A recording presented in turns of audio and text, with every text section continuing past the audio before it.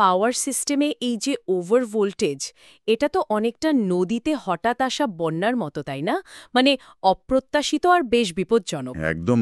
এই হঠাৎ ভোল্টেজ বেড়ে যাওয়া, মানে যেটাকে সার্জ বলি আমরা, সেটা কিন্তু আমাদের ইলেকট্রিক্যাল জিনিসপত্রের ভয়ানক ক্ষতি করে ফেলতে পারে। হুম। তো আজ আমরা এই ওভার ভোল্টেজ আর এর থেকে কিভাবে বাঁচা যায় সেই উপায়গুলো নিয়ে একটু সহজ করে কথা বলবো। হ্যাঁ, নিশ্চয়ই। আমরা দেখব যে এই ওভার ভোল্টেজের কারণগুলো কি কি, বিশেষ করে বজ্রপাতের কি সাংঘাতিক প্রভাব পড়তে পারে, আর মানে কিভাবে লাইটনিং অ্যারেস্টার বা সার্জ অ্যাবজর্বার ব্যবহার করে লাইন আর সাবস্টেশনকে বাঁচানো যায়। আচ্ছা, তাহলে একদম শুরু থেকে আসি, এই ওভার ভোল্টেজ জিনিসটা আসলে কি? খুব সহজ করে বললে, পাওয়ার সিস্টেমে খুব অল্প সময়ের জন্য কিন্তু স্বাভাবিকের চেয়ে অনেক বেশি ভোল্টেজ চলে আসা। এটা হয়তো কয়েক মাইক্রোসেকেন্ড থাকে, কিন্তু এর মধ্যেই যথেষ্ট ক্ষতি করার ক্ষমতা রাখে। একে আমরা ভোল্টেজ সার্জও বলি। আর এটা হয় কেন? মনে হচ্ছে যেন দুরকম কারণ আছে এর পেছনে। হ্যাঁ হ্যাঁ, ঠিক ধরেছেন। মূলত দুটো প্রধান ক্যাটাগরি আছে। একটা হলো সিস্টেমের ভেতরের কারণ, মানে ইন্টারনাল কজেস। ইন্টারনাল যেমন? যেমন ধরুন সুইচিং অপারেশন, মানে হয়তো লোড ছাড়াই একটা লাইন চালু করা হলো বা বন্ধ করা হলো, বা ধরুন ইনসুলেশন ফেল করে গেল। আর্কিং গ্রাউন্ড বলেও একটা ব্যাপার আছে, মানে ফল্টি কানেকশনে বারবার স্পার্ক হওয়া, রেজোন্যান্সও হতে পারে। এগুলো তুলনামূলকভাবে কম মাত্রার হয় অবশ্য। কিন্তু তুলনামূলক কম হলেও ক্ষতি তো করতেই পারে। হ্যাঁ পারে, হয়তো ভোল্টেজকে দ্বিগুণ করে দিল। কিন্তু এর চেয়েও মারাত্মক একটা কারণ আছে। সেটাই কি? দ্বিতীয় কারণ বাইরের কারণ? একদম। দ্বিতীয়টা হলো এক্সটার্নাল কজেস, আর এর মধ্যে সবচেয়ে ভয়ঙ্কর হলো বজ্রপাত, মানে লাইটনিং। ওহ, বজ্রপাত। হ্যাঁ, বজ্রপাতের কারণে যে সার্জ তৈরি হয় সেটা ভোল্টেজকে স্বাভাবিকের চেয়ে মানে বহু বহু গুণ বাড়িয়ে দিতে পারে।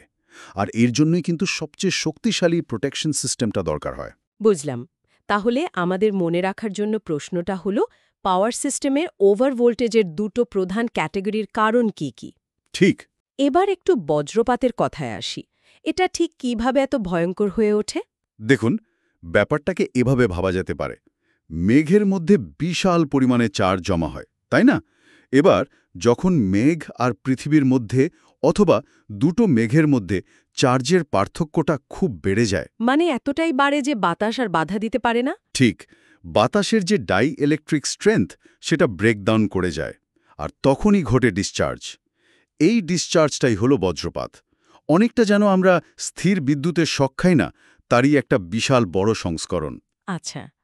আর এটা পাওয়ার লাইনের ওপর কিভাবে প্রভাব ফেলে? মানে শুধু কি লাইনের ওপর সরাসরি পড়লেই ক্ষতি হয়? না না, দুভাবে হতে পারে। একটা হলো ডাইরেক্ট স্ট্রোক, মানে বাজটা একদম সরাসরি লাইনের তারে বা টাওয়ারের ওপর পড়ল। যেটা সবচেয়ে বিধ্বংসী মনে হয়। হ্যাঁ অবশ্যই। তবে আরেকটা আছে ইনডাইরেক্ট স্ট্রোক, মানে ধরুন লাইনের কাছাকাছি কোথাও বাজ পড়ল, সরাসরি লাইনে না কিন্তু কাছাকাছি। তাতেও লাইনে ভোল্টেজ চলে আসে। হ্যাঁ, ইলেকট্রোম্যাগনেটিক ফিল্ডের প্রভাবে লাইনে একটা ভোল্টেজ ইনডিউসড হয়। আর সত্যি বলতে কি, বেশিরভাগ সার্জ কিন্তু ওই ইনডাইরেক্ট স্ট্রোকের ফলেই হয়। ও আচ্ছা। এর ফলে কি কি ক্ষতি হতে পারে সিস্টেমে? অনেক কিছু। যেমন ধরুন ইনসুলেটরগুলো পাংচার হয়ে যেতে পারে, ভেঙে যেতে পারে। ট্রান্সফর্মার বা জেনারেটরের ভেতরে যে ওয়াইন্ডিং থাকে তার ইনসুলেশন নষ্ট হয়ে যেতে পারে, কারণ সার্জের চার্জগুলো ওখানে গিয়ে পরপর ধাক্কা মারতে থাকে, মানে পাইল আপ হয়। সিস্টেমটাই ভীষণভাবে ডিস্টার্বড হয়ে যায়। তাহলে মূল পার্থক্যটা কি হলো ডাইরেক্ট আর ইনডাইরেক্ট বজ্রপাতের মধ্যে? এটা মনে রাখা দরকার। অবশ্যই। বেশ। এই যে এত ভয়ঙ্কর বজ্রপাত, এর থেকে সিস্টেমকে বাঁচানোর উপায় কি? বিশেষ করে সরাসরি আঘাত থেকে বাঁচতে কি করা হয়? সরাসরি আঘাত মানে ডাইরেক্ট স্ট্রোক থেকে বাঁচানোর জন্য ট্রান্সমিশন লাইনের একদম ওপরে, কন্ডাক্টরগুলোর ওপরে একটা বা দুটো তার দেওয়া থাকে। এগুলোকে বলে ওভারহেড গ্রাউন্ড ওয়্যার বা শিল্ড ওয়্যার। এটা কি ছাতার মতো কাজ করে? একদম ঠিক, অনেকটা ছাতার মতোই।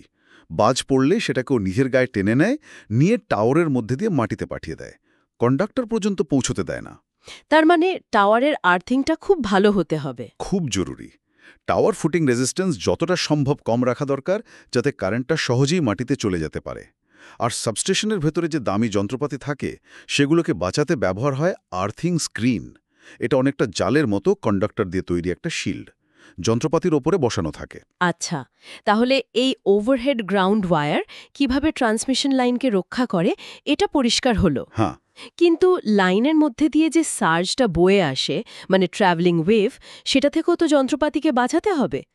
এখানেই কি লাইটনিং অ্যারেস্টার বা এলের কাজ শুরু? একদম ঠিক পয়েন্ট। এই ট্রাভেলিং ওয়েভ থেকে বাঁচানোর প্রধান অস্ত্রই হল লাইটনিং অ্যারেস্টা, সংক্ষেপে এলএ, বা একে সার্জ ডাইভার্টারও বলে। এর কাজটা ঠিক কীরকম? অ্যানালজিটা যেন ছিল প্রেশার কুকারের সেফটি ভালভ। হ্যাঁ, অনেকটা তাই। দেখুন, সাধারণ অবস্থায় মানে যখন ভোল্টেজ ঠিকঠাক আছে, তখন এলএ লাইনে যুক্ত থাকলেও কার্যত কিছুই করে না, নিষ্ক্রিয় থাকে। মানে ওপেন সার্কিটের মতো। প্রায় তাই। কিন্তু যেই একটা বড় ভোল্টেজ সার্জ এসে হাজির হয়, অমনি এর ভেতরের ব্যবস্থাটা অ্যাক্টিভ হয়ে যায়। এর ভেতরে একটা স্পার্ক গ্যাপ থাকে, সেটা ব্রেকডাউন করে। আর তার ফলে সার্জ কারেন্টটাকে মাটিতে চলে যাওয়ার জন্য একটা খুব সহজ রাস্তা, মানে লো রেজিস্ট্যান্স পাথ তৈরি করে দেয়। বিপদটাকে বাইপাস করে দেয় আর কি। এর ভেতরে নাকি একটা বিশেষ ধরনের রেজিস্টারও থাকে, নন লিনিয়ার নাকি জানো? হ্যাঁ, খুব গুরুত্বপূর্ণ অংশ সেটা। স্পার্ক গ্যাপের সাথে সিরিজে থাকে একটা নন লিনিয়ার রেজিস্টার। আগে সিলিকন কার্বাইড ব্যবহার হতো, এখন মেটাল অক্সাইড ভেরিস্টার বা এমওভি বেশি ব্যবহার হয়। এর বৈশিষ্ট্যটা খুব মজার। কি রকম? যখন ভোল্টেজ স্বাভাবিক বা কম, তখন এর রোধ খুব বেশি থাকে। কিন্তু যেই সার্জের মতো হাই ভোল্টেজ আসে, এর রোধ হু হু করে কমে যায়, প্রায় শূন্যের কাছাকাছি। ফলে সার্জ কারেন্ট সহজেই এর মধ্যে দিয়ে মাটিতে চলে যায়। আর সার্জ চলে গেলে? যেই সার্জ চলে যায়, ভোল্টেজ স্বাভাবিক হয়, অমনি এর রোধ আবার বেড়ে যায়। ফলে পাওয়ার সিস্টেমের স্বাভাবিক কারেন্ট, মানে পাওয়ার ফলো কারেন্ট, সেটা আর মাটিতে যেতে পারে না, লাইন ট্রিপ করে না। হাই ভোল্টেজ সিস্টেমে এই মেটাল অক্সাইড বা ভ্যালভ টাইপ অ্যারেস্টারই সবচেয়ে নিরাপদ আর বহুল ব্যবহৃত। দারুণ মেকানিজম তো। তাহলে এই লাইটনিং অ্যারেস্টারের নন লিনিয়ার রেজিস্টারের প্রধান কাজটা কি, এটা মনে রাখতে হবে। অবশ্যই। আচ্ছা, অ্যারেস্টারের কথা তো হলো, কিন্তু সার্জ অ্যাবজর্বার বলেও তো একটা জিনিস শোনা যায়। এটা আবার অ্যারেস্টার থেকে কিভাবে আলাদা? এটা একটা খুব ভালো প্রশ্ন, আর পার্থক্যটা বোঝাও খুব জরুরি। দেখুন, লাইটনিং অ্যারেস্টার কি করে? সে সার্জটাকে পথ ঘুরিয়ে মাটিতে পাঠিয়ে দেয়, মানে ডাইভার্ট করে, ঠিক। অ্যাবজর্ব করে। আর তার সাথে সার্জ ওয়েভের যে খাড়াই বা স্টিপনেস, সেটাকেও কমিয়ে দেয়। খাড়াই কমানো মানে? মানে ধরুন, সার্জ ভোল্টেজটা কত দ্রুত বাড়ছে, এই রেট অফ রাইজটা যত বেশি হবে, মানে ওয়েভফ্রন্টটা যত খাড়া হবে, যন্ত্রপাতির ইনসুলেশনের ওপর স্ট্রেস তত বেশি পড়বে। অ্যাবজর্ভার এই খাড়াইটাকে কমিয়ে দেয়, মানে ভোল্টেজ বাড়ার হারটাকে স্লো করে দেয়, অনেকটা গাড়ির স্পিড ব্রেকারের মতো, যা হঠাৎ ঝাঁকুনিটা কমায়। ও আচ্ছা, তার মানে দুটো দুরকমভাবে সুরক্ষা দিচ্ছে। এক্স্যাক্টলি।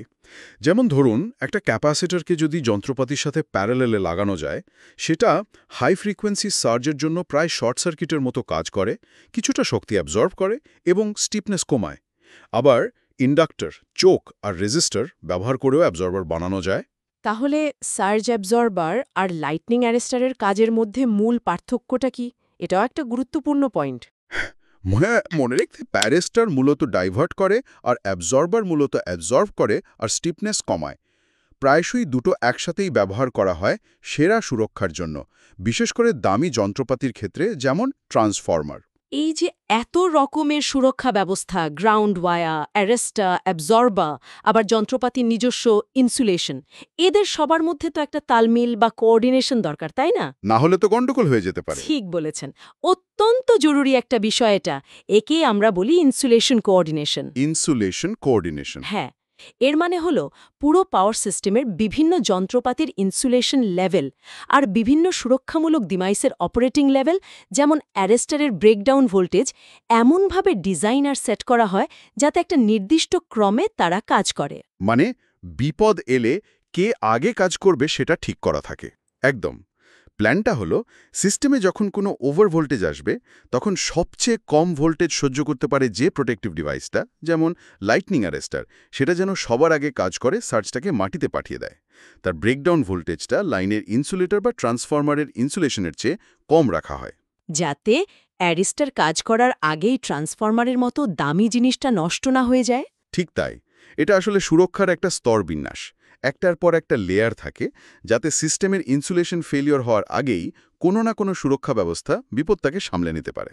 বাহ, চমৎকারভাবে বোঝা গেল পুরো ব্যাপারটা। তাহলে আজ আমরা ওভার ভোল্টেজের নানা কারণ নিয়ে কথা বললাম, বিশেষ করে বজ্রপাতের প্রভাবটা দেখলাম। আর তা থেকে বাঁচতে ground wire, lightning arrester, surge absorber কিভাবে কাজ করে সেটাও জানলাম। মূল কথাটা তাহলে দাঁড়ালো অ্যারেস্টার সার্জকে পথ দেখায় আর অ্যাবজর্বার সার্জের শক্তি আর খাড়াই দুটোই কমায়। হ্যাঁ, একদম ঠিক। মানে যারা ইলেকট্রিক্যাল বা পাওয়ার সিস্টেম নিয়ে পড়াশুনো করছে, তাদের জন্য এই বিষয়গুলো বোঝা কিন্তু ভীষণ জরুরি। কেন বলুন তো? কারণ দেখুন, আমরা ক্রমশ রিনিউয়েবল এনার্জি, স্মার্ট গ্রিডের দিকে এগুচ্ছি। এই নতুন সিস্টেমগুলোতে পাওয়ার কোয়ালিটি আর গ্রিডের স্টেবিলিটি বজায় রাখাটা আরও বড় চ্যালেঞ্জ। সেখানে এই ওভার ভোল্টেজ প্রোটেকশন সিস্টেমের ভূমিকা আরও অনেক বেশি গুরুত্বপূর্ণ হয়ে উঠবে।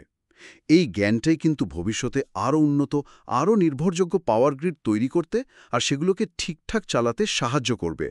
নতুন টেকনোলজি তৈরিতেও কাজে লাগবে। একদম ঠিক কথা। ভবিষ্যতের ইঞ্জিনিয়ারদের জন্য এটা সত্যিই খুব গুরুত্বপূর্ণ একটা বিষয়। আর শেষ করার আগে একটা প্রশ্ন রেখে যাই সবার জন্য, একটু ভাবার জন্য। ভবিষ্যতে কি আমরা এমন কোনো ওভারভোল্টেজ সুরক্ষা ব্যবস্থা দেখতে পাব যা হয়তো নিজে থেকেই কোনো ড্যামেজ হলে বুঝতে পারবে এবং হয়তো কিছুটা সারিয়েও নিতে পারবে? মানে একটা সেলফ হিলিং সিস্টেম? সেটা হলে আমাদের পাওয়ার সিস্টেমগুলো কি আরও অনেক বেশি নিরাপদ, আরও বেশি স্বয়ংক্রিয় হয়ে উঠবে না? এটা নিয়ে ভাবা যেতে পারে।